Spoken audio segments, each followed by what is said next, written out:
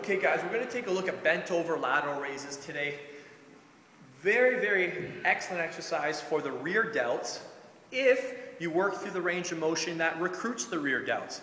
Biggest mistake I see when guys do the rear delt raise on a machine or with dumbbells, seated or standing, is that they go through too much range of motion, which isn't a bad thing, but you're just basically taking away the amount of tension you could keep on your rear delts, and they end up recruiting the rhomboids, the mid traps, the lower, the upper traps.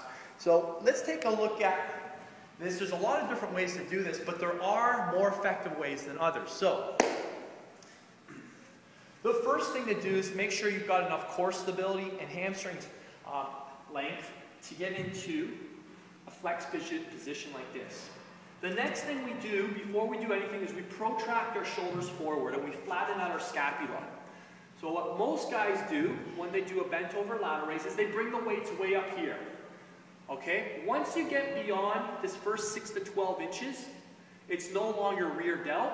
From here to here, you're now using your rhomboids, mid traps, lower traps, and upper traps, which isn't wrong. Just be aware that you're not working your rear delts from here to here. Your rear delts, when your shoulders are fully protracted, work from here to here. It's a very small range of movement. Very small range of movement. So when I'm training my rear delts and you just see me doing this, that's because I'm isolating them. I'm not trying to recruit my rhomboids or mid or lower or upper traps. So here's what it looks like.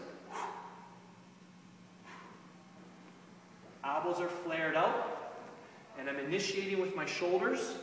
I'm trying to keep my scapula flat. Once my scapula starts moving, it means I'm no longer using my rear delts. It's just a small movement. And on every rep, I kind of reset, drop the weights a little lower, make sure my scapula is flat, and move again. So again, this is rear delt from here to here. From here up, it's traps and rhomboids. Just be aware of that. So again, you might be wasting a lot of energy trying to develop, you're just wasting too much energy on other body parts when you're trying to isolate that. Make sense? As for variations of that, you'll see some guys go out this way, they'll turn their hands out that way. Again, I find, not that I find, this is the right way to isolate your rear delts. Just keep your palms facing like that. Cool. Small range of motion, neck in neutral. 6 to 12 inches. And you can have a friend come behind you, put their hand on your scapula, make sure you're keeping your scapula flat. Once your scapula starts moving, it's no longer rear delts, it's rear delts, traps, and rhomboids. So just understand that. I think we hammered that home, and good luck to your rear delt training. Thank you for watching very much. We'll see you next time.